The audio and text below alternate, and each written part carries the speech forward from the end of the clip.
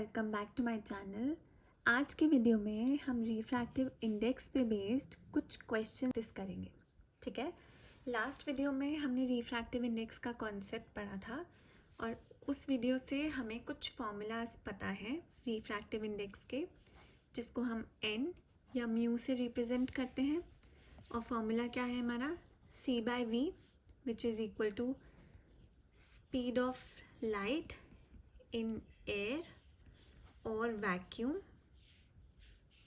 divided by speed of light in medium। ठीक है, इसको हम कैसे रिप्रेजेंट कर सकते हैं?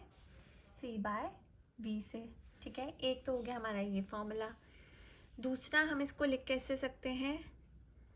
Speed of light in medium 1 divided by speed of light in medium 2। ठीक है, और थर्ड हमारा फॉर्मूला था जो था स्नेल्स लॉ। ठीक है, वो क्या है? Sine I up by sine R is equal to constant. ठीक है, ये है हमारे 3 फॉर्मूलाज।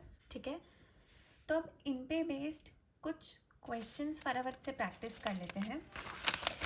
तो चलो, क्वेश्चन नंबर 1, इसमें हमें बताया है कि जो हमारा रिफ्रैक्टिव इंडेक्स है ऑफ वाटर, ठीक है, इज 1.33। ठीक है, और हमें पूछ क्या रहा है वो? Calculate speed of light in water. ठीक है, अब हमें क्या दिया है? रिफ्रैक्टिव इंडेक्स दिया है किसका? वाटर का, और स्पीड ऑफ लाइट वाटर में पूछ रहा है। तो अब हम कौन सा फॉर्मूला यूज़ कर सकते हैं? N is equal to C/V which is speed of light in air divided by speed of light in water.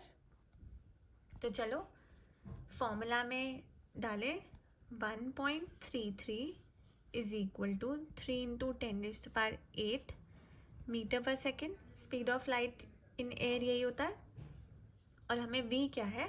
हमें फाइंड आउट करना है। ठीक है, तो अब हमने क्या किया? V is equal to 3 into 10⁸ divided by 1.33। ठीक, तो हमारा आंसर क्या आया? 2.25 इंटू 10⁸ मीटर पर सेकेंड। ठीक है, अब यहाँ मीटर पर सेकेंड क्यों आया? क्योंकि हम निकाल रहे हैं speed of light in water. ठीक है, यूनिट रिफ्रैक्टिव इंडेक्स का नहीं होता है, लेकिन स्पीड का तो यूनिट होता है, तो यहाँ पर यूनिट लिखना पड़ेगा। ठीक है, तो इसका क्या मतलब हुआ कि जो वाटर है वो क्या कर रहा है? स्लो डाउन कर रहा है, क्योंकि एयर में क्या स्पीड थी? 3 इंटू 10⁸, और जैसे ही वाटर में एंटर किया तो 2.25। तो मतलब इससे क्लियरली हमें समझ आया कि स्पीड क्या हुई? वाटर में एंटर करने से डिक्रीज हुई। तो मतलब water is more denser than air. ठीक है, ये चीज़ पूछी नहीं गई हमसे, लेकिन हमें डायरेक्ट नंबर से पता चल रहा है। ठीक है, क्लियर हुआ? चलो आगे बढ़ते हैं। अब हमें बोल रहा है कि रिफ्रैक्टिव इंडेक्स मतलब mu of water is equal to 1.33 और refractive index of glass is 1.5। अब हमसे क्या मांग रहा है? Find refractive index of glass with respect to water. ठीक है, हमें इसे लिखते हैं ना, glass with respect to water, ऐसे रिप्रेजेंट कर सकते हैं इसको। तो अब हम क्या लिखेंगे? refractive index of glass with respect to water is equal to refractive index of glass, क्योंकि वही चीज़ पहले है, तो mu G divided by mu W, ठीक है, 1.5 divided by 1.33 which is equal to 1.13. अब यहाँ पर क्या है, कोई यूनिट नहीं आएगी. क्यों नहीं आएगी? क्योंकि हमसे क्या पूछा था, refractive index of glass with respect to water, और रिफ्रैक्टिव इंडेक्स की कोई यूनिट नहीं होती. ठीक है, समझ आया? अब एक चलो स्नेल्स लॉ पे प्रैक्टिस करते हैं, जिसमें हमें एंगल ऑफ इंसिडेंस दिया हुआ है 30 डिग्री और एंगल ऑफ रिफ्रैक्शन हमें दिया हुआ है 19 डिग्री. ठीक है, और हमसे पूछा है फाइंड एन, यानी कि रिफ्रैक्टिव इंडेक्स. तो हमें क्या पता है कि N is equal to sine I upon sine R. ठीक, और आई क्या है हमारा 30 डिग्री, आर क्या है हमारा 19 डिग्री. तो साइन 30 इज़ 1/2, तो हम उसको लिख सकते हैं 0.5, और साइन 19 होता है 0.325. अगर हम डेसिमल रिमूव करें, इसको कटिंग करें, तो हमारा आंसर आएगा अप्रॉक्सीमेटली 1.54. इसमें भी यूनिट नहीं आएगी. क्यों? क्योंकि रिफ्रैक्टिव इंडेक्स है, और रिफ्रैक्टिव इंडेक्स क्या है, it is just a ratio, so it has no units. ठीक है, चलो अब आजकल एग्जाम में असर्शन रीजन वाले क्वेश्चंस आते हैं, है ना.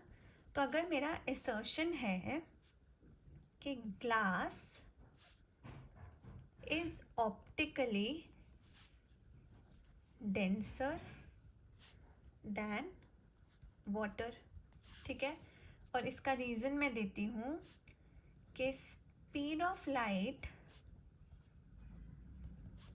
in glass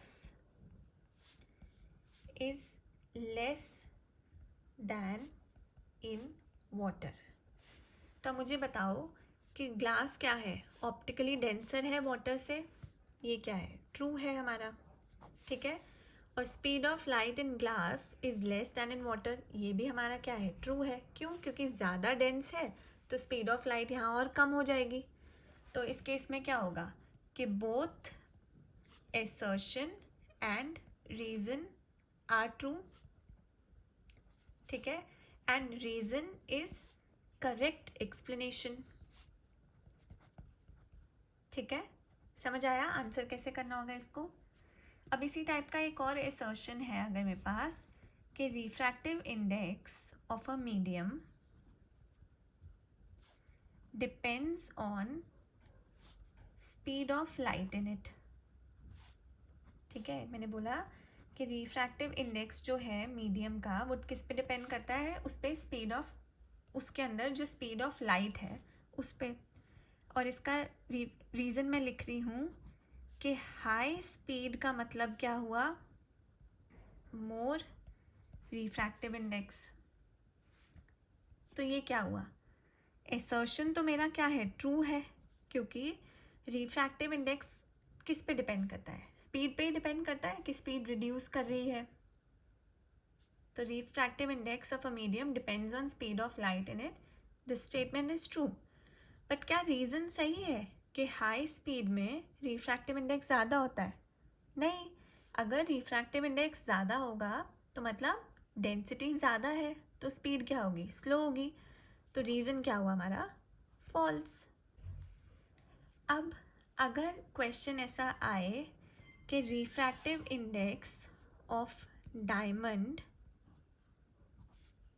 इज 2.42, अब व्हाट डज दिस इंडिकेट. ठीक है, व्हाट डज दिस मीन, इसका मतलब क्या हुआ, this means that speed of light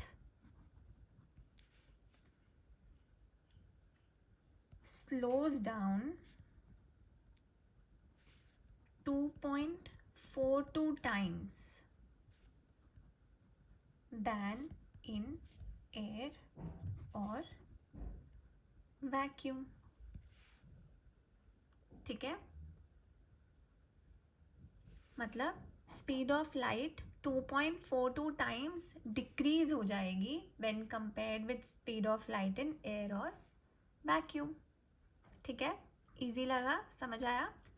इसी टाइप के क्वेश्चंस एग्जाम में आते हैं. तो अगर वीडियो अच्छी लगी हो तो प्लीज़ लाइक कर देना, चैनल को सब्सक्राइब कर देना. मिलते हैं अगले वीडियो में. Till then study well.